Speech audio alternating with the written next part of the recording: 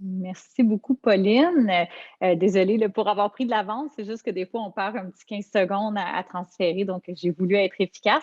Je voulais juste compléter que oui, je viens de l'Université de Sherbrooke à titre de professeur, mais aussi, si vous allez voir, ça vient quand même beaucoup teinter l'approche, puis même l'idée de faire des sondages que je vais vous présenter aujourd'hui.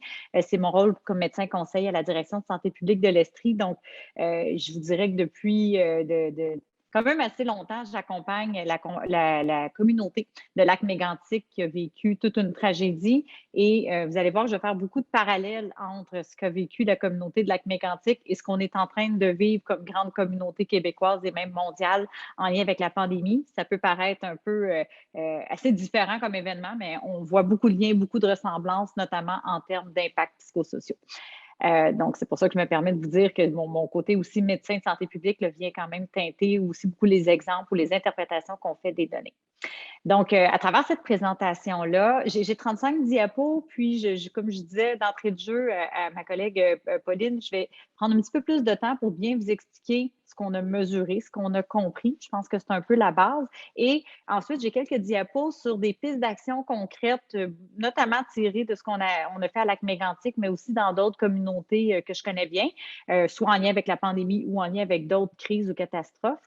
Mais par contre, ça se pourrait que je n'ai pas le temps de passer au travers chacune d'entre elles en détail, puis ça soit peut-être libre à vous à travers les questions là, si vous voulez qu'on aille dans certains exemples concrets d'action plus en profondeur. Là, on aura le temps pour y retourner dans la période de questions.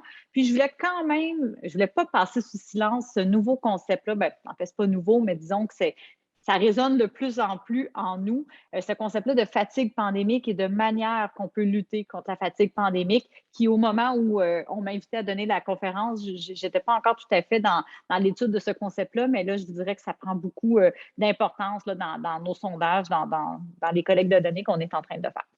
Donc, pour commencer, d'entrée de jeu, je vous disais que pour moi, pandémie et tragédie ferroviaire de Lac-Mégantic, mais aussi les feux de Fort McMurray qu'on a connus en 2016 et aussi les grandes inondations printanières de 2017-2019, tout ça sont des événements qui sont liés. Je sais que le terme en français peut paraître un peu catastrophique, mais on appelle ça une catastrophe. En anglais, c'est peut-être un peu plus parlant, on va dire disaster. On peut dire aussi des crises, tout simplement. Mais l'intérêt, c'est de comprendre que tous ces événements-là, bien qu'ils soient fondamentalement différents, ont en commun qu'ils viennent perturber l'environnement de l'humain et ça vient excéder notre capacité comme communauté de fonctionner normalement. Donc ça, c'est vraiment le point commun à chacun d'eux. Chacun de ces événements-là arrive sans crier gare, vient perturber toutes nos sphères, vient déboussoler nos façons de fonctionner et inévitablement, ça a un impact sur notre réaction émotionnelle comme citoyen, comme individu, mais aussi à l'échelle de la collectivité. Et ça, c'est ce que vous voyez avec le graphique qu'on voit à l'écran. Un graphique qui existait bien avant la pandémie, un graphique qui, je vous dirais, reflète beaucoup ce qu'on a vu à la suite de la tragédie ferroviaire de Lac-Mégantic, mais aussi ce qu'on a vu pendant la pandémie. C'est-à-dire que à l'échelle collective, c'est pas nécessairement dans les premières semaines qu'on a vu que les gens étaient le plus en détresse. Certains, oui, mais on a vu aussi que rappelons-nous chacun, là, tous et chacun, comment on a réagi dans les premières semaines. On est allé mobiliser toutes les ressources qu'on avait au niveau de nos hormones de stress. Hein. Ça fonctionnait dans le tapis, on était en mode un peu, je dois faire face à une crise aiguë, on était stressé, mais on avait encore toutes les hormones de stress pour nous aider biologiquement à passer au travers de ça. Au niveau psychologique, on est allé chercher nos trucs, on s'est dit qu'on allait faire du pain, que finalement c'était bien d'être un peu confiné chez nous. Il y a des jeunes qui ont dit ah, c'est cool, je vais avoir des vacances. Donc, c'est pas au début qu'on était le plus perturbé. Et même au niveau social, on se rappellera ce mouvement-là d'arc-en-ciel qu'on voit un petit peu moins ces temps-ci, le mouvement de hashtag ça va bien aller. Moi, je me rappelle qu'à l'époque, je disais à ma famille, j'écoutais, je ne vais pas être défaitiste, mais le hashtag ça va bien aller, c'est correct, il faut vivre ce moment-là de lune de miel puis de phase héroïque, mais c'est inévitable qu'un jour ou l'autre, on va se rendre compte qu'on est fatigué, ça ne va pas si bien que ça. Mais c'était un passage normal, là, cette phase-là, un petit peu plus optimiste. Puis, on voit que la réaction émotionnelle, en moyenne dans la population, elle s'affaisse avec le temps, avec les mois. On fait le cumul de toutes les pertes qu'on a connues dans les derniers mois, toutes les perturbations, perte d'accès aux services. La liste est vraiment longue et on atteint souvent le bas fond en termes de réaction émotionnelle, plutôt dans les 6 à 12 mois suivant le début d'une catastrophe, incluant la pandémie. Et on voit aussi que la remontée peut être lente. Donc, ce qu'on appelle la reconstruction ou le rétablissement, à mon avis, c'est déjà quelque chose qui est en cours. Même si la crise n'est pas finie, on n'a pas le choix de commencer à essayer de voir la lumière au bout du tunnel et à se remonter, se ressortir de ça, mais ça ne se fait pas en criant ciseaux et à l'échelle d'une communauté, ça peut prendre vraiment beaucoup de temps. Ça, c'est super important de l'avoir en tête parce que si on s'imagine que du jour au lendemain, quand le virus va être parti, quand on va l'avoir bien maîtrisé, tout devrait rentrer dans l'ordre, on fait fausse route, à mon avis. Et une autre chose qui est vraiment importante de comprendre avec la pandémie, c'est qu'il y a non seulement la crise mondiale de pandémie qui nous affecte avec tous les exemples que vous voyez, là, la peur, l'incertitude de ce qui s'en vient, la perte des contacts sociaux, la réduction des services communautaires, scolaires qui sont venus affecter plusieurs, puis notamment nos personnes qui vivaient davantage en situation de vulnérabilité. Donc, c'est venu creuser nos inégalités sociales. Ça, c'est vraiment malheureux. Toutes les personnes qui ont eu l'expérience COVID, là, soit avoir eu la COVID, soit avoir vécu la quarantaine. Donc, tout ça est venu vraiment perturber les gens. Mais en plus de ça, il y a une autre grande crise parallèle qu'il ne faut vraiment pas sous-estimer, qui est l'infodémie. Donc, l'infodémie, c'est une épidémie d'information qui classiquement va accompagner les pandémies ou les grandes épidémies. On le sait, là, dès qu'on parle de bébites, de virus, tout le monde vient stresser parce qu'on c'est invisible, on ne sait pas c'est où, ça peut nous sauter dessus à tout moment. C'est un peu la perception de risque que les gens ont, ce qui fait en sorte qu'au début, on a besoin de s'abreuver d'informations et les médias l'ont bien compris. Donc, on est surexposé à beaucoup trop d'informations, parfois justes, parfois fausses. Ça peut amener de la colère, ça peut amener de la confusion, ça peut m'amener à de la méfiance. Les gens vont dire, coudonc, je ne fais plus confiance aux autorités parce que j'ai vu sur Facebook que finalement, ce n'est pas vrai ce qu'ils nous ont dit. Les réseaux sociaux ont joué un grand rôle dans cette infodémie-là. Donc, ça, là, toute la crise autour de l'information a joué beaucoup, beaucoup sur le moral de nos jeunes et de nos moins jeunes. Et justement, là, je vais revenir un peu plus spécifiquement sur les jeunes après, mais on a vu qu'à l'échelle de la population du Québec, ici, on parle des 18 ans et plus. La première série d'enquêtes qu'on a fait, c'est vraiment chez les 18 ans et plus par voie enquête web. On parle à chaque fois d'à peu près 10 000, 11 000 adultes québécois qui ont répondu au sondage. Donc, c'est quand même là, des grands échantillons qui sont représentatifs de notre population québécoise. Et ce qu'on voit, pour faire une histoire courte, c'est qu'en termes d'anxiété généralisée ou de dépression majeure, les symptômes rapportés par les gens en lien avec un ou l'autre de ces deux troubles-là étaient quand même assez importants. Donc, on voit qu'en novembre 2020, ça faisait déjà un bon 6 mois qu'on était dans la crise. On était déjà à 16 d'anxiété généralisée ou en fait de symptômes compatibles avec un trouble d'anxiété généralisée, 20 de symptômes compatibles avec une dépression majeure. Évidemment, ce n'est pas 20 des adultes qui ont un trouble ou un trouble diagnostiqué, mais c'est des gens qui nous rapportaient une série de symptômes que s'ils avaient dit ça à leur médecin, le médecin aurait très bien pu suspecter une dépression majeure ou une anxiété généralisée, qui sont deux des troubles de santé mentale qu'on voit les plus fréquemment en clinique. Donc, 16 20 en novembre.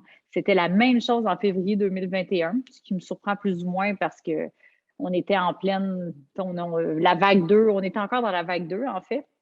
Puis, en juin, bon, ça a quand même diminué un petit peu, autant au niveau de l'anxiété, de la dépression, mais à mon avis, ça demeurait quand même assez élevé. C'est quand même pas rien de dire que si vous regardez les grosses bulles en bas, au total, en juin, c'était quand même 21 des adultes. Donc, dans le fond, à peu près un adulte sur 5 au Québec qui rapportait des symptômes compatibles avec soit un trouble d'anxiété, soit une dépression majeure. Donc, 1 sur 5, ça commence à faire beaucoup de monde. Et si on regarde un petit peu plus par région, là, je ne nommerai pas tous, mais je vous laisse voir un peu selon la région dont vous venez. Je n'ai pas mis toutes les régions parce que dans nos enquêtes, certaines plus petites régions, on n'avait pas assez de répondants pour que je vous donne une valeur avec laquelle je suis assez confiante. C'était trop instable. Mais on voit quand même un petit pattern ici. On voit que, là, c'est pour juin 2021. À Montréal, vraiment, on voit et c'est comme ça depuis le début de la pandémie, toutes les mesures qu'on a faites montraient que sur l'île de Montréal, tant l'anxiété, la dépression et même les idées suicidaires. Donc, on a demandé aux gens, avez-vous songé dans la dernière année à vous suicider? Avez-vous songé sérieusement à vous suicider? Et il y a quand même une proportion plus élevée qu'on voit pour chacun de ces indicateurs-là de santé psychologique à Montréal. Sinon, on a vu, je dirais peut-être plus qu'on est en région un peu plus éloignée, comme le Saguenay, capitale nationale, c'est pas éloigné, mais je veux dire, c'est un petit peu plus dans l'est du Québec. On voyait là, certaines tendances à avoir moins d'anxiété, dépression. Mais ce qui est surtout intéressant, c'est la ligne orange en bas, les valeurs pré-pandémie. Donc, avant la pandémie, on estimait la proportion de gens qui auraient coté anxiété probable à peu près 3 alors que là, ce que je vous dis, c'est qu'on est dans les 13. Avant la pandémie, pour la dépression majeure, on estimait à peu près 7 de la population qui aurait répondu aux critères de dépression probable, et là, on est à 17. Donc, on voit qu'on est vraiment à des niveaux beaucoup plus élevés que ce qu'on aurait pu estimer avant la pandémie. Puis pour les idées suicidaires, alors que maintenant, on est à peu près à 6 à la même question à l'échelle du Québec. Avant la pandémie, c'est 3 des adultes qui disaient avoir présenté des idées suicidaires sérieuses au cours de la dernière année. Donc, je pense que ça donne quand même un certain indice comme quoi l'anxiété, la dépression et les idées suicidaires sont à la hausse depuis la pandémie et demeurent quand même assez élevées.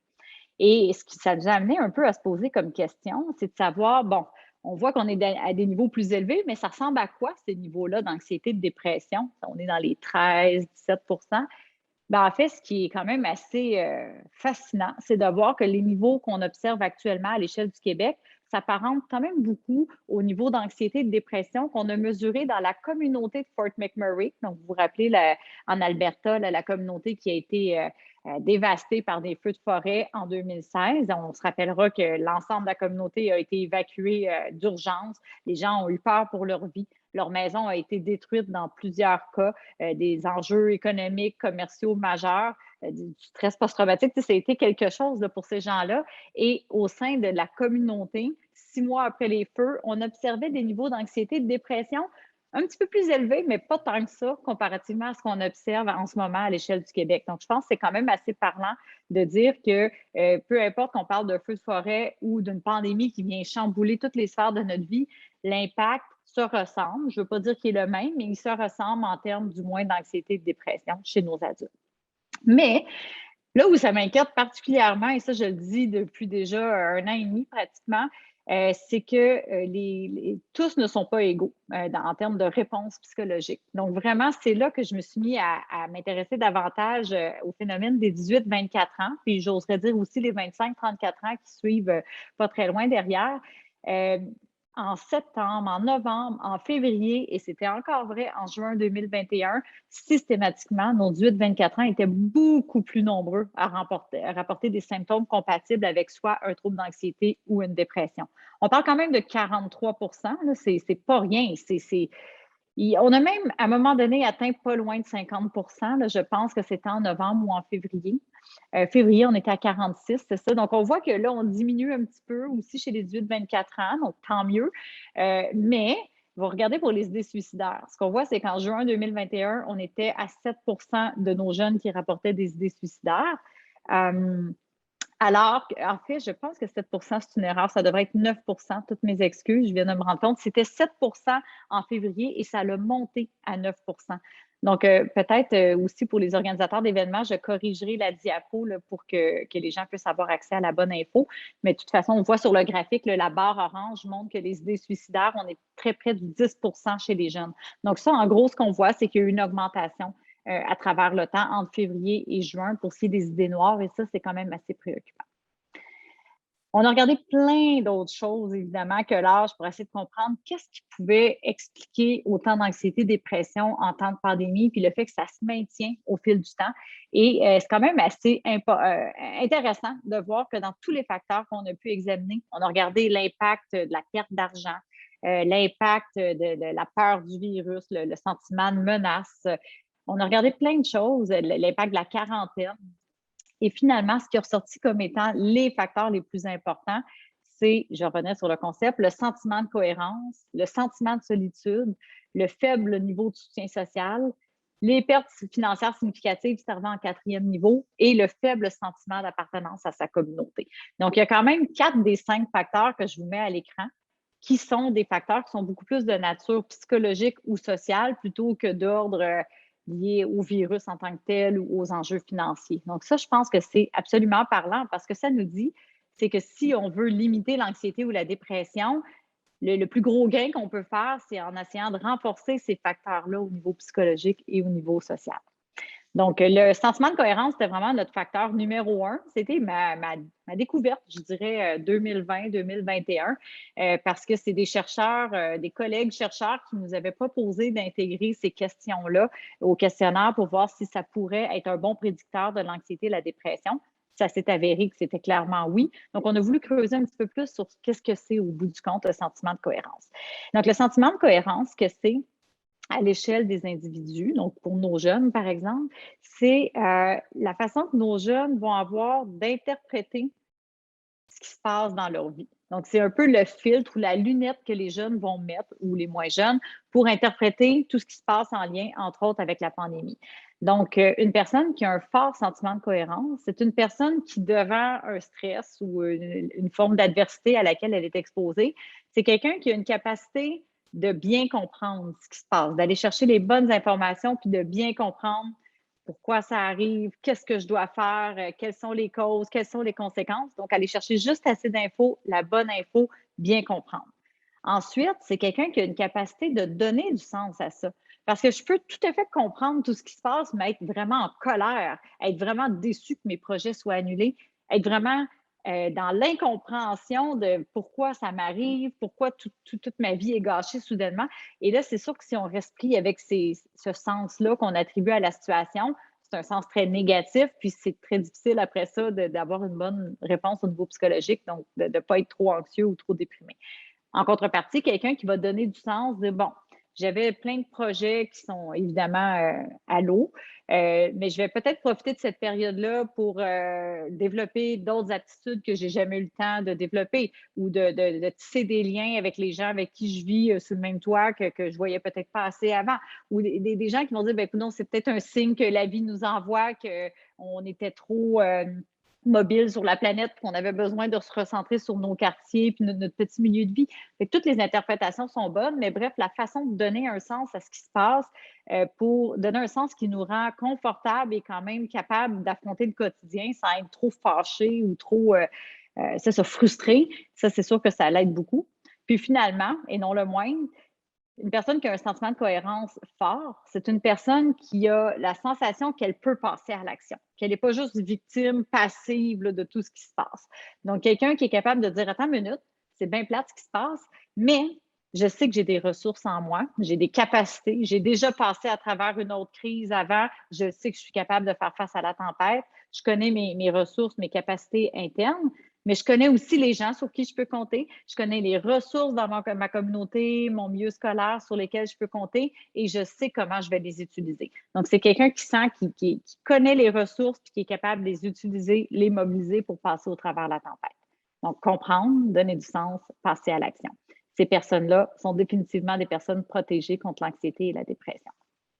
Un dernier point que je trouve vraiment important issu de toutes ces enquêtes-là, et c'est aussi vrai pour nos jeunes que nos moins jeunes, c'est qu'on s'est rendu compte que malgré que le nombre de personnes soit très élevé, là, de personnes souffrant d'anxiété ou de dépression au Québec en ce moment, très peu ont fini par consulter un professionnel de la santé. En fait, seulement 1 sur 3 à peu près. Donc ça, c'est quand même assez inquiétant. Je vous dirais même que pour ce qui est des idées suicidaires, on a seulement une personne sur deux parmi celles qui disent qu'ils ont songé sérieusement à se suicider dans la dernière année. Seulement une sur deux a décidé finalement d'aller consulter soit un médecin de famille, un psychologue, travailleur social, un psychiatre ou ligne de soutien téléphonique, par exemple, prévention du suicide.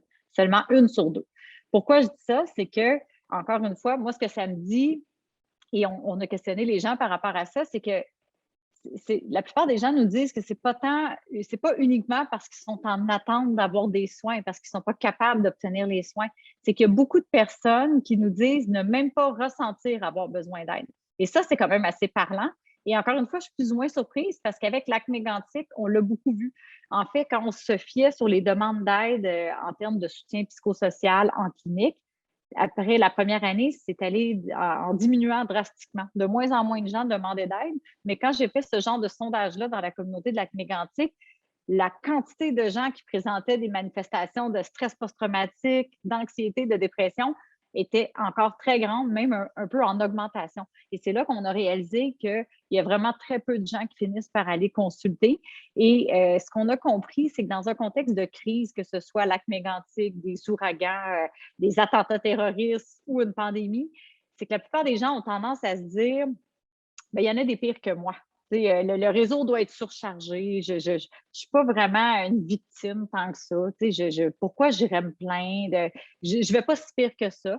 Beaucoup de gens aussi vont dire, ben, moi, à Mégantic, tout le monde me disait ça. Puis oui, je fais des cauchemars à répétition. Ah oui, je me sens vraiment pas bien quand j'entends parler de la pandémie. Oui, des fois, j'ai peut-être besoin de prendre une coupe de verre de vin le soir pour me sentir bien. Mais je suis pas anormale. C'est normal que je réagisse comme ça. C'est la situation à laquelle j'ai été exposée qui est pas normale. Je dis, ben oui, c'est vrai. Mais c'est pas parce que la réaction qu'on a, elle est normale, d'avoir des réactions psychologiques et tout ça à la suite d'une exposition à quelque chose de traumatisant. C'est normal d'avoir des réactions comme ça, mais ça ne veut pas dire pour autant qu'on ne peut pas être accompagné pour y faire face. Donc, il y a comme un petit message, je pense, à déconstruire là, dans la société et en particulier chez nos jeunes. Et justement, pour revenir chez nos jeunes, ce qui s'est passé, c'est que ça me démangeait d'en avoir un peu plus le cœur net. Qu'est-ce qui se passe dans la tête de nos jeunes? Je m'inquiétais aussi des 12 à 17 ans parce qu'on n'avait pas réussi à les sonder dans nos autres enquêtes. Puis, je voulais creuser un petit peu plus la réalité des jeunes au cégep et à l'université. Donc, ça, c'est un projet d'enquête qu'on a fait plus régional. Donc, on l'a fait en Estrie et en Mauricie, centre du Québec, grâce à des étudiants en médecine qui étaient en stage avec moi. Donc, eux en un mois, en janvier 2021, ils sont partis en collecte de données. Puis, je pense qu'ils ne s'attendaient pas à un tel succès. Donc, ils ont littéralement monté un questionnaire en ligne. Mais là, ce qu'on a fait, c'est qu'on est passé par les directions d'écoles secondaires, les directions de cégep et d'université de ces deux régions-là. Puis on a dit, ben voici un questionnaire. Si vous voulez, vous pouvez le faire passer à vos étudiants. Idéalement, le plus grand nombre d'étudiants possible dans chaque école pour qu'on ait vraiment un portrait représentatif. Puis finalement, en une semaine, je ne vous mens pas, on avait 16 500 jeunes qui ont répondu à l'enquête entre 12 et 25 ans. C'est énorme pour deux régions seulement. 47 établissements scolaires, dont 9 quand même du cégep. Là. Donc, ça a vraiment, vraiment bien répondu. On était emballés de ça. Et c'est un petit peu ce dont je vais vous parler dans les prochaines diapos. Vous allez voir qu'on a pris beaucoup des mêmes outils de mesure, les mêmes questions sur l'anxiété, dépression et idées suicidaires que ce qu'on avait pris dans les autres enquêtes pour être capable de voir est-ce que ça se ressemble à ce qu'on a pu mesurer. Donc, effectivement, ça se ressemble. S'il y a quelque chose, c'était même un petit peu plus élevé en termes d'anxiété, dépression, ce qu'on a pu observer chez nos jeunes du secondaire, cégep et université. Donc, vous voyez qu'au secondaire, on était à peu près à 35 des jeunes qui rapportaient des symptômes compatibles avec soit de l'anxiété généralisée ou de la dépression majeure. Ça a monté au deuxième cycle du secondaire à 50 Je dis, là, ça commence à être élevé. 57 chez nos jeunes du cégep et 62 à l'université. C'est énorme, c'est vraiment très élevé. C'est sûr que c'est en janvier 2021, vous me direz. J'ose croire que ça a diminué un petit peu.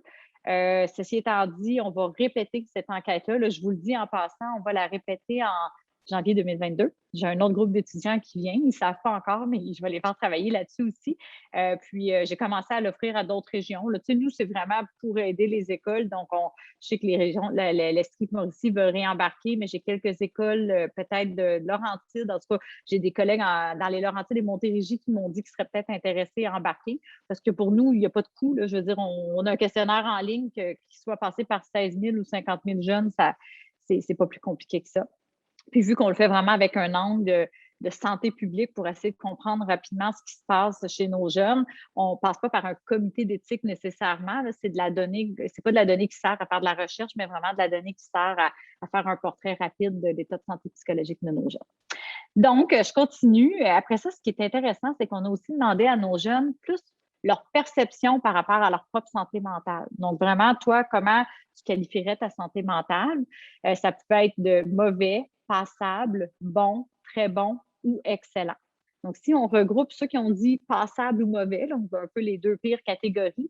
Ce qu'on voit, encore une fois, ça suit un peu ce que je vous montrais tantôt, c'est que plus nos jeunes vieillissent, plus ils sont susceptibles de rapporter de moins bonne santé psychologique. On atteint là, les 50% de jeunes qui trouvent qu'ils n'ont pas une bonne santé psychologique à partir d'à peu près l'âge de 18 ans, ce qui correspond à l'âge d'entrée au cégep. Donc ça, je vous le dis, c'est vraiment à suivre de près. Et là, ce qui est intéressant, c'est que nous, cette enquête-là dont je vous parle chez les 12-25 ans, on l'avait fait en Estrie en janvier 2020, juste avant la pandémie. Ça n'avait pas rapport à la pandémie, c'était juste je m'intéressais déjà à la santé psychologique. Et cette même question-là, posée aux mêmes jeunes un an avant, c'était 11% de nos jeunes au secondaire qui disaient avoir une pas vraiment bonne santé mentale. Et ça a monté à 30% en janvier 2021. Donc, en une seule année, ça a triplé le pourcentage de jeunes qui disent avoir une moins bonne santé mentale. Et quand on a vérifié, c'était autant chez les gars, chez les filles, à tous les niveaux du secondaire. Donc, je ne peux pas comparer avec le cégep parce que je n'avais pas posé ces questions-là au cégep en janvier 2020, mais je pense que ça vient vraiment appuyer l'argument comme quoi il y a quelque chose qui s'est passé dans la première année de pandémie qui a été assez difficile sur le moral de nos jeunes. Puis, pour faire une histoire courte par rapport on a posé plein de questions aux jeunes à savoir, c'est quoi qu'est-ce qui expliquerait un peu selon toi le fait que la santé mentale peut avoir été affectée là, au cours de la dernière année. Et clairement, c'était unanime dans les choix de réponse, les multiples choix de réponse qu'on leur a offerts. Les jeunes nous disaient en numéro 1 que c'était en raison de la diminution des activités, soit sociales, sportives ou culturelles. Ça a vraiment été décrié haut et fort. En deuxième lieu, je ne pensais jamais voir ça dans ma vie, mais les jeunes se plaignaient de trop de temps d'écran. J'ai dit ça parce que je suis maman de 5 enfants, puis pendant des années, je me suis battue pour qu'il y en ait moins. Mais là, effectivement, c'est plutôt quand on dit on va-tu faire une activité, on va-tu voir les grands-parents, on va-tu voir des gens, on fait-tu quelque chose? C'est comme oui, parce qu'ils ont été privés de ça. Mais bref, trop de temps d'écran et les cours en ligne, l'école à distance a vraiment aussi, un peu en ligne avec le numéro 2, là, a été décrié comme étant très, très stressant et nuisible à la santé mentale. Et là, je vais prendre peut-être les prochaines minutes pour parler de la fatigue pandémique. Parce que ça, comme je vous dis, ça ne faisait pas nécessairement partie de mon discours avant. C'est plutôt cet automne, avec la vague 4, il y a comme ce vent-là de est-ce que c'est encore beaucoup de l'anxiété, de la dépression qui est prédominant? Peut-être encore chez certaines personnes, bien sûr. Et là, on est en train de faire une collecte de données en ce moment même. J'ai déjà 4000 répondants, mais il m'en reste encore 6000 pour vous donner le verdict. Fait que je ne pourrais pas aujourd'hui, malheureusement. Mais on a mesuré la fatigue pandémique dans cette enquête-là parce que ce qu'on pense qui arrive, c'est que les gens vont dire, je ne suis pas nécessairement déprimé ou anxieux, ou en tout cas, du moins, pas assez pour coter selon vos critères, mais je suis épuisée. Épuisée de tout ça. Parce que moi, je me sens comme ça. Je ne sais pas vous, mais épuisée d'en entendre parler, épuisée que nos bulletins de nouvelles soient une nouvelle sur deux et plus là-dessus, que les réseaux sociaux ne parlent encore que de ça, que nos soupers de famille soient peut-être trop centrés là-dessus, que nos collègues nous parlent de ça. Épuisée de tous ces petits gestes-là au quotidien qu'on doit poser, le masque, la distance, pas de poignée de main, l'organisation de nos événements, tous ces efforts-là, les gens sont fatigués et c'est ce qu'on appelle la fatigue pandémique. Donc, je suis allée lire un petit peu pas mal là-dessus pour voir que l'Organisation mondiale de la santé a elle-même décrié la fatigue pandémique comme étant une très grande menace là, sur laquelle on devait se pencher. Un phénomène qui est croissant là, dans les différentes études qu'on peut voir. Il n'y en a pas beaucoup encore, mais on voit que ça semble en augmentation avec le temps. Et c'est décrit la fatigue pandémique comme une réaction qui est naturelle et qui est attendue lorsqu'on fait face non pas à de l'adversité aiguë, mais de l'adversité chronique. C'est plus juste une crise qui a duré quelques jours. C'est une crise qui dure bientôt, on va dire, depuis 2 ans. Donc, c'est sûr qu'on ne réagit pas de la même façon lorsqu'on est exposé à la même crise pendant aussi longtemps. Et ce qui est intéressant, ce qui explique un peu cette fatigue pandémique-là, c'est qu'avec le temps, et c'est particulièrement vrai chez nos jeunes. Je vous dis ça parce que la littérature le dit, puis je vous fais un petit scoop, là, mais dans les données que j'ai commencé à regarder hier soir, là, ça ne peut pas être plus chaud que ça. J'ai une échelle de fatigue pandémique et je vous confirme que la fatigue pandémique est beaucoup plus marquée chez nos jeunes, 18-24, 25-34, qu'elle l'est chez nos adultes plus âgés. Mais en gros, nos jeunes et nos moins jeunes vont nous dire que la menace perçue en lien avec la pandémie, pour certains, a peut-être été un peu plus élevée au début. Plus ça va, moins on se sent menacé. Mais plus ça va, plus le coût payé ou perçu qu'on paye pour toute cette pandémie-là est grand.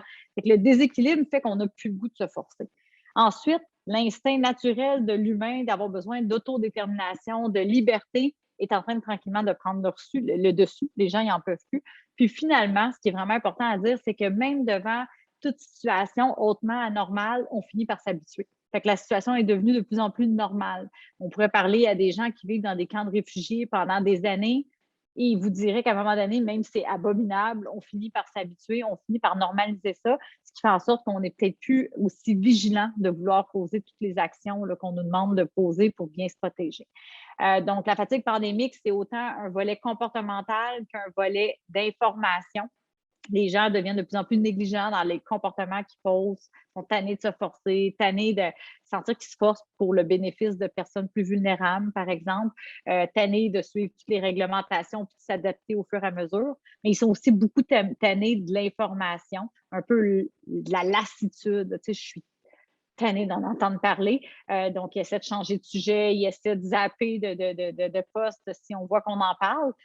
C'est correct, on peut comprendre, mais ça fait en sorte qu'on passe peut-être à un moment donné à côté d'informations importantes, puis on vient de moins en moins sensibilisé à ce qui se passe et à l'importance de suivre un petit peu plus les règles.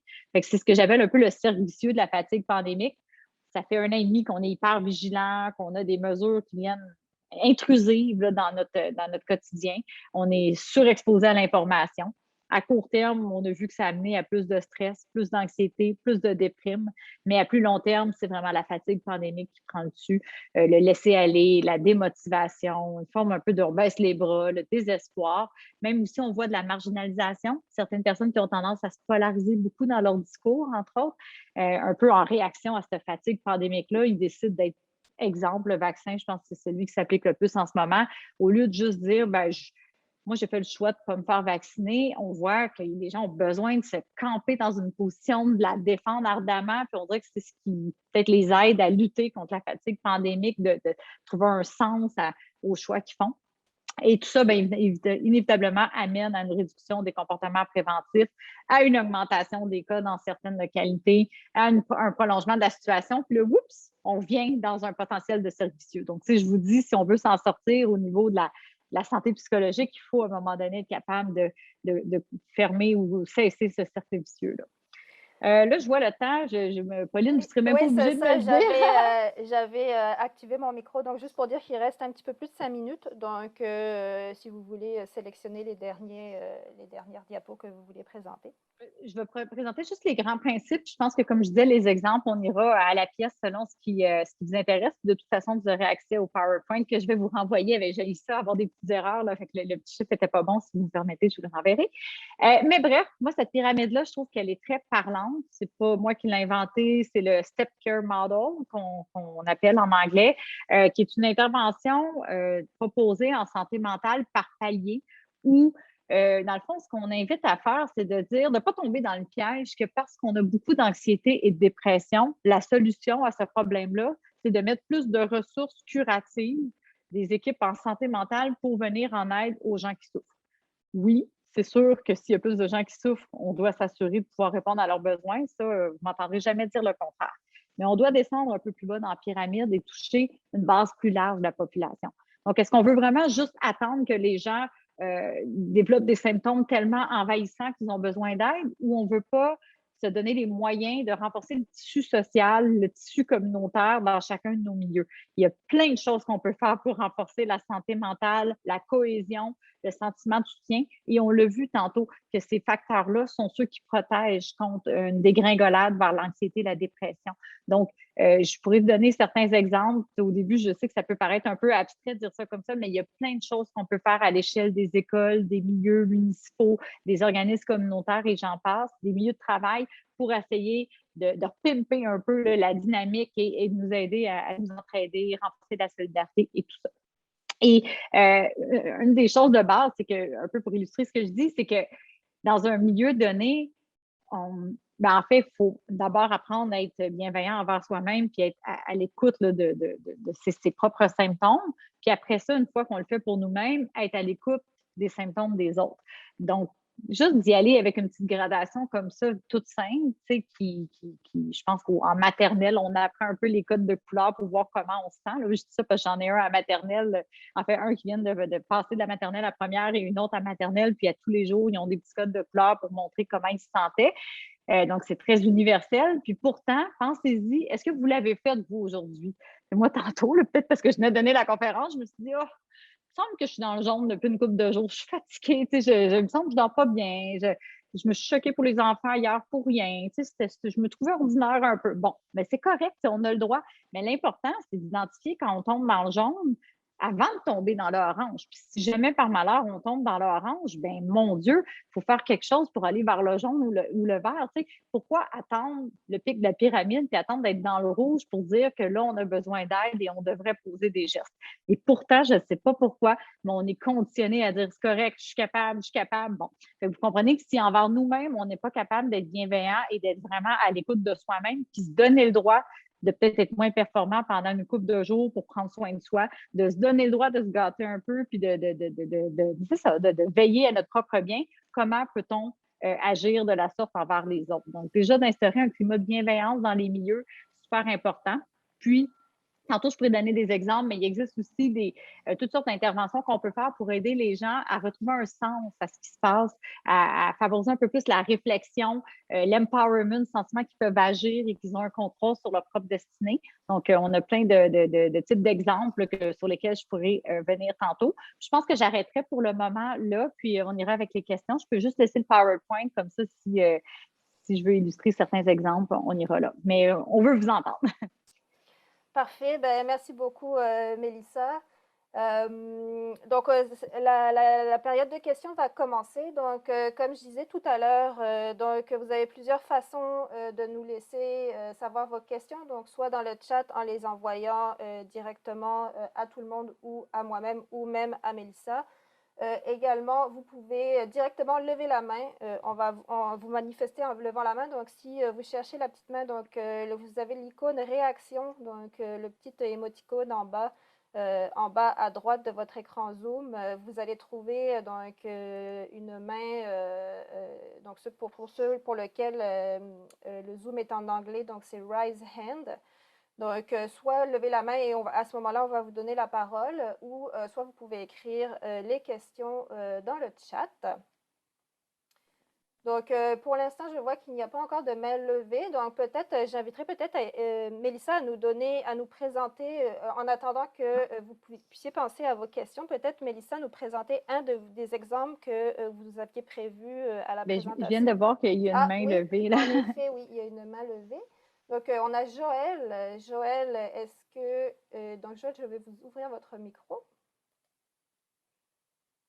Donnez-moi 2 secondes. Donc, normalement, vous devriez être capable d'activer votre micro, Joël. Merci beaucoup. Bonjour tout le monde. Oui, la question pour Mélissa. Attendez, je vais juste retourner dans le document qui nous a été envoyé. J'ai vraiment adoré ce que vous avez dit quand vous avez parlé intervention par palier. Vous savez, le triangle. Je ne sais pas si ça serait possible de répéter juste une... C'est que j'ai trouvé ça bien, la façon dont vous avez dit, c'est pas nécessaire qu'on arrive à une pandémie pour qu'on puisse prendre en charge la santé mentale. Je vais juste être sûre d'avoir bien compris qu'il y a toujours la possibilité d'établir de façon comme, je sais pas, peut-être permanente, puisque la santé mentale, c'est normal chez n'importe quel être humain, de l'établir de façon permanente et pas que quand il arrive un boom, que là, on est tout en train de courir. Je ne sais pas si j'ai bien compris, mais c'est comme ça m'a vraiment, je veux dire, ça m'a interpellée. C'est ça que je voulais dire. Bien, tout à fait. Bien, je ne sais pas trop ce que j'ai dit ou comment je l'ai dit, mais en tout cas, c'est sûr que ce que vous dites, je suis 100% d'accord.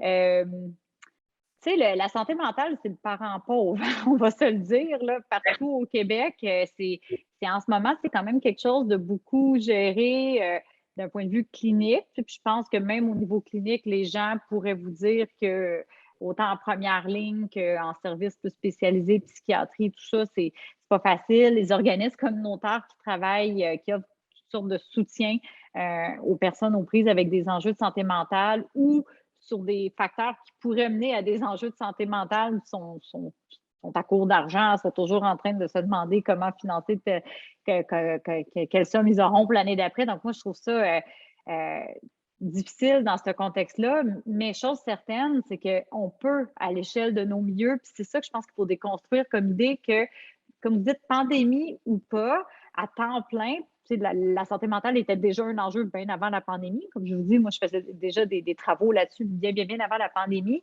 Et à temps plein, ce qui a été démontré, c'est que la santé mentale, c'est quelque chose qui se vit au quotidien, premièrement. C'est pas noir ou blanc. Là, la santé mentale, c'est pas je suis malade, je suis pas malade. Je pense que le petit dégradé de couleur que je vous montrais tantôt l'illustre bien. Et pourquoi juste s'intéresser à la santé mentale quand on est dans le rouge? Pour moi, c'est une aberration. Tout le monde devrait viser à être dans le vert. Ou viser dans le sens, on devrait toujours se donner les moyens à tout le monde d'être dans le vert pour toutes sortes de raisons. Parce que comme être humain, on a le droit de se sentir bien et d'être heureux. C'est un petit peu la base de ce qu'on cherche dans la vie, à mon avis, mais aussi parce qu'un milieu de travail, un milieu scolaire, une communauté, une municipalité où les gens sont plus dans le vert que dans le orange ou le rouge, c'est une communauté où les gens à l'école vont mieux performer, dans les milieux de travail, moins d'absentéisme, plus de bonheur au travail, plus de rétention de personnel. Dans les municipalités, c'est des municipalités où il y a plus de bénévoles, plus d'initiatives mises sur pied. Fait que, tout ça est comme interrelié. Là. Une communauté heureuse, c'est une communauté qui évolue bien, qui est dans l'innovation, dans l'inclusion sociale, qui s'y tient serrée. Et c'est une communauté qui, devant une crise comme la pandémie, va être beaucoup plus solide et beaucoup plus rapide sur ses patins à s'organiser pour faire face à la tempête. Donc, pour toutes ces raisons-là, je pense que dans le fond, peut-être que l'erreur, c'est de parler de santé mentale, mais moi, j'essaie de parler un peu plus de bien-être, de santé psychologique pour que tout le monde se sente un petit peu plus concerné. Mais tout le monde est concerné par le bien-être, par la qualité de vie, puis on a tous un rôle à jouer en prévention.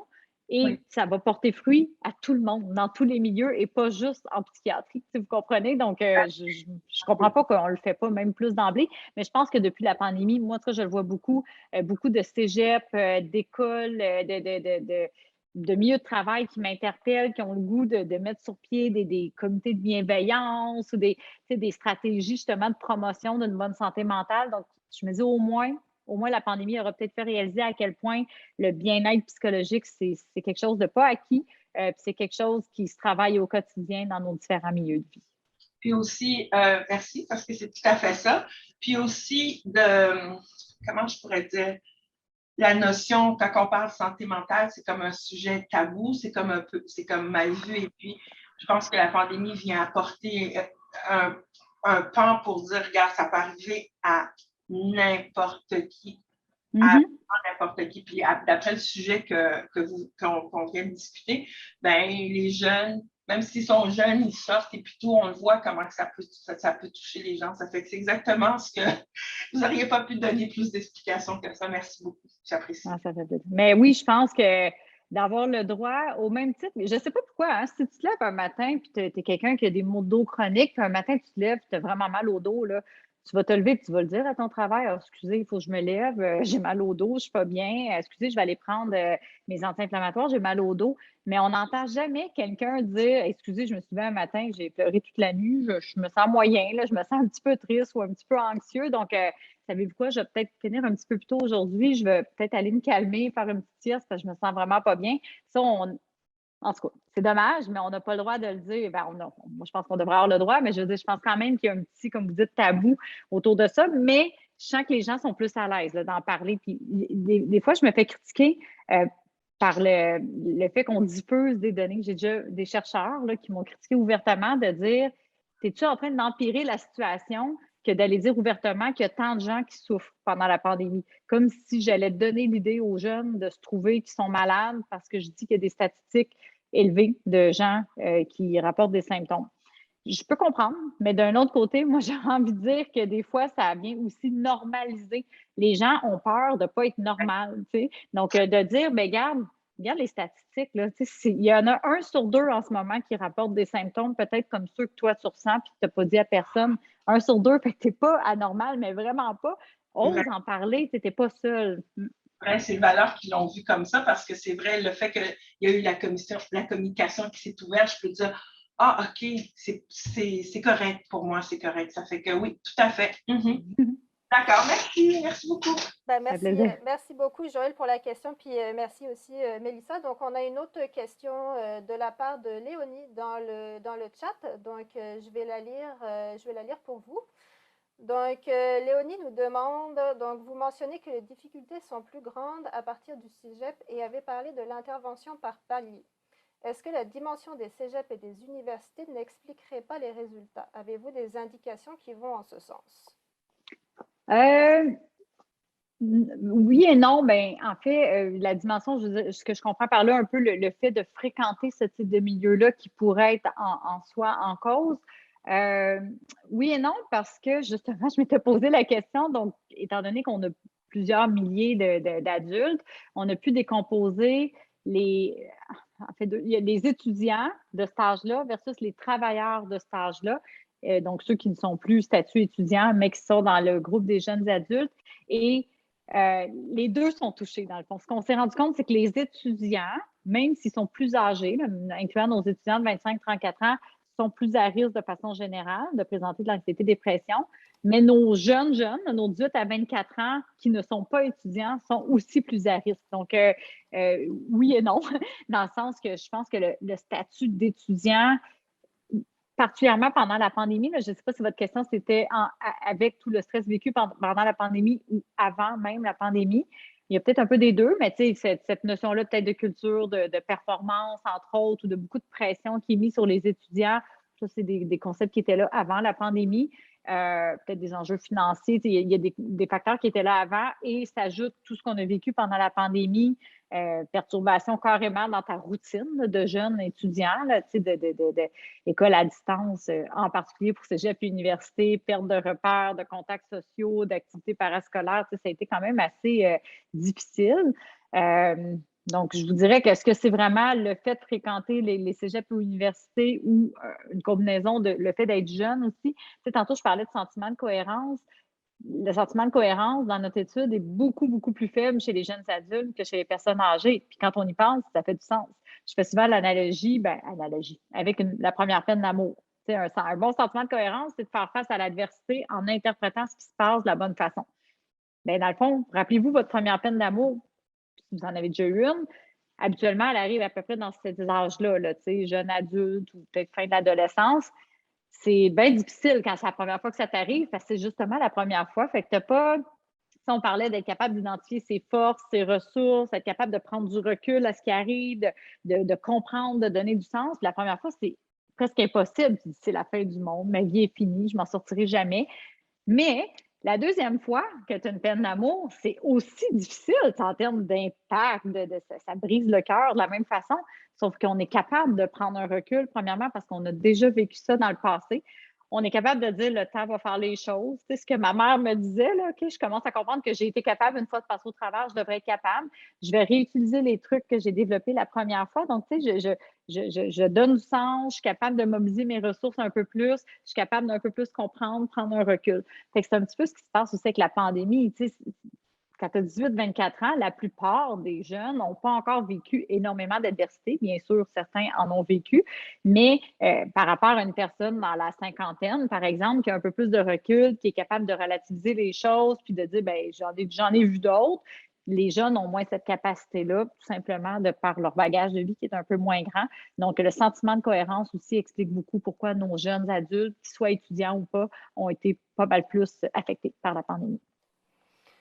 Merci. On a le temps encore pour une dernière question, ou peut-être deux si c'est rapide.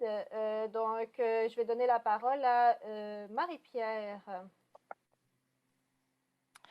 Oui, bonjour. Alors, merci beaucoup, Madame Généreux. C'est vraiment très intéressant comme conférence. Moi, en fait, j'ai plusieurs questions, mais comment est-ce qu'on fait pour faire réaliser à un jeune que là, c'est le moment d'aller chercher de l'aide? Tu sais, parce que, bon, eux, ils trouvent ça normal, puis je suis d'accord qu'à un moment donné aussi, on normalise ce qu'on vit, mais tu sais, ça peut devenir dangereux parce que oui, il y a une intention d'idée suicidaire, c'est-à-dire qui est plus présente, mais tu sais, des fois, ça suffit de peu pour que ça devienne finalement une tentative. Comment est-ce qu'on leur fait réaliser que là, c'est peut-être plus normal, c'est peut-être trop. Comment est-ce qu'on les amène à consulter quand il n'y a pas de service disponible? Parce que ça, c'est aussi un autre des problèmes. Tu sais, est-ce que ça ne va pas venir un peu empirer le sentiment de solitude, le sentiment d'incapacité à prendre du contrôle? Tu sais, parce que moi, je suis en région éloignée, juste rencontrer un médecin, on n'a absolument plus aucune clinique qui fait exemple du sans Mm. rendez-vous. Fait que comment est-ce qu'on peut essayer de trouver une espèce d'équilibre là-dedans, puis à bien accompagner, en fait, les personnes, tu sais, en tant que communauté, mais moi, personnellement, je suis enseignante, mais comment est-ce qu'on peut amener ces gens-là à faire cette réflexion-là, puis à aller chercher de l'aide sans que ce soit démotivant, mais que ça soit aidant, puis aussi, où c'est qu'on va la chercher l'aide? Ben, tu sais, je pense vraiment que d'avoir l'idée un peu du baromètre ici, tu sais, c'est sûr que quand quelqu'un est dans le orange foncé, voire le rouge, on est à un niveau qui, à mon avis, dépasse notre capacité. Puis je pense que vous l'avez bien nommé. C'est correct de vouloir être bienveillant puis être à l'écoute, mais il faut être capable aussi de connaître les limites parce que ça peut devenir dangereux de prendre sur soi si on n'est pas qualifié en termes de relation d'aide. Puis qualifié ou pas, on peut être qualifié, mais on n'a pas le bon statut envers la personne. Tu sais, si moi, c'est mon collègue qui souffre, je ne suis pas son médecin, je veux pas, on ne va pas avoir la discussion aussi peut-être ouverte que ce qu'il y aurait avec son médecin pour vraiment dire tout ce qu'il y a comme symptômes, tout ce qu'il ressent. Donc, je pense que oui, là, dès qu'on est dans le orange foncé, rouge, il y a une indication. Là, dès qu'il y a cette notion-là d'idée suicidaire, et d'ailleurs, je ne sais pas si tout le monde le sait, là, mais tu sais, quand vous parlez à quelqu'un, vous êtes en relation d'aide de base. De relation d'aide, là, souvent, ça veut juste dire faire parler la personne, l'effet miroir. Je vois que tu n'as pas l'air affilé. Je vois que vous n'avez pas à interpréter et à analyser. C'est pas ça qu'on s'attend d'une personne en relation d'aide, c'est juste d'écouter, faire l'effet miroir, puis faire verbaliser la personne, puis être juste à l'écoute empathique. Mais si à travers cette verbalisation-là, ça vous inquiète, puis vous sentez qu'il y a des éléments qui est vraiment plus en détresse, qui est comme plus instable, il faut poser une question. La question qui est ultra désagréable à poser, mais dire, écoute, ça m'inquiète, tu sais, tu m'as pas l'air bien. Est-ce que ça va? Est-ce que tu songes à te suicider? Je sais que ça a l'air, moi-même, j'ai eu à le faire, puis c'est ultra désagréable. Je l'ai fait 2, 3 fois, puis une des 2, 3 fois, la personne, je pensais jamais qu'elle me dirait oui, puis elle me dit oui. J'y pense tous les jours. Je fais OK. J'ai des frissons en le disant, mais j'étais contente de l'avoir posé, tu sais, parce que rendu là, vous avez, ou tu sais, elle dit non, mais je suis pas loin, je suis désemparée, tu sais, à quelque part, là, faut accompagner la personne, c'est vraiment dire, est-ce que tu as quelqu'un, un professionnel à qui te confier? Est-ce que tu as songé? Je peux t'aider là-dedans. Il y a des lignes quand même téléphoniques 24/7, là. Tel jeune, il y a des lignes, j'allais dire je vis, là, mais je vis, c'est en Estrie, de prévention du suicide là, qu'on peut trouver partout dans toutes les régions. Il y a Info Social aussi, le 811. Je pense vraiment, dans le fond, 811, c'est Info Santé, mais si vous faites l'option 2, là, vous êtes dirigé rapidement vers Info Social, qui est une ligne qui est censée être aussi 24/7, c'est des intervenants psychosociaux vraiment qualifiés qui vont être capables de s'assurer que vous ne tombez pas dans aucune craque du système. C'est pas parfait. Rendu là, je ne suis pas en train de vous dire que la baguette magique va s'opérer puis tous les psychiatres vont sortir, mais au moins, vous savez que la personne elle a un contact avec quelqu'un, puis soyez assurés que si l'intervenant, qui lui est plus qualifié que nous, fait un peu le même diagnostic que ouf, la personne me semble instable, soyez assurés qu'il ne le laissera pas tout seul. Il va s'assurer, puis à la limite, si au téléphone, on sent qu'il y a une dangerosité, on va envoyer quelqu'un. Tu sais, s'il y a une affaire dont j'ai vraiment confiance dans notre système, c'est quand ça va vraiment pas bien, il y a quelqu'un qui est là. Tu sais, le problème dans notre système, c'est quand on est orange. Là. C'est quand on va pas bien, mais pas encore pas assez bien. C'est là qu'on peut manquer un petit peu de ressources, puis des fois, les gens sont en attente. Mais donc oui, jamais rester pris avec ça. Et en passant, il existe une formation, c'est pas que je veux faire de la pub, mais j'ai bien confiance dans celle-là. C'est la formation de la Croix-Rouge canadienne en premier secours psychologique. Formation offerte à monsieur, madame, tout le monde. Ce n'est pas fait nécessairement pour des professionnels de la santé. Si vous tapez ça, vous allez le trouver en ligne. Et c'est un petit peu ce que ça nous enseigne, d'abord être capable de s'offrir nos premiers secours psychologiques à soi-même, parce que si on n'est pas capable de prendre soin de nous, comment peut-on bien prendre soin des autres? Mais dans le fond, ça nous fait un peu l'équivalent du cours de la Croix-Rouge sur les premiers secours physiques, là, mettre un plaster versus je dois appeler l'ambulance, mais c'est vraiment l'équivalent, mais pour la santé psychologique. Donc, ça vous montre un peu comment réagir. Ça vous dit quoi faire puis quoi ne pas faire. C'est drôle parce qu'on on fait la formation, ça dit par exemple, ben moi, si j'étais toi, je ferais ça parce que ma belle-sœur est passée par ce que tu vis. Puis, tu sais, on fait toujours ça. On a besoin de dire aux autres un petit peu ce qu'ils devraient faire, mais on nous enseigne dans la formation qu'il ne faut pas faire ça. Il faut vraiment juste être en écoute, être en reflet et détecter des signaux d'alarme et accompagner la personne lorsque ces signaux-là sont atteints. Fait que je vous encourage peut-être. Ça, c'est une des mesures qu'on peut prendre à l'échelle d'un milieu. C'est accessible à tout le monde, puis ça permet de s'outiller et d'avoir un peu plus de personnes sentinelles à l'écoute et en repérage des personnes en détresse. Merci beaucoup, Mélissa. Donc, on a déjà dépassé le temps de quelques minutes. Donc, malheureusement, ça va sonner la fin de la conférence, mais je voudrais en profiter pour vous remercier encore d'avoir accepté de venir présenter aujourd'hui. Par les commentaires dans le chat, je pense que les gens ici ont beaucoup apprécié. Si vous avez d'autres questions pour Mélissa, je vous invite à la contacter également par après. Également, vous pouvez nous contacter ici au CRISPECH. On va être content de répondre à vos questions. Je pense que, Madame Généreux, vous aviez quelque chose après, donc je ne veux pas vous retenir de plus. Je vais vous remercier encore et puis vous souhaiter une bonne journée. Puis moi, je vais clôturer la séance avec les autres. Merci beaucoup. Bien, ça m'a fait vraiment plaisir. Puis je vous renvoie la petite coquille corrigée si ça peut être utile. Merci à tout le monde. Bye bye.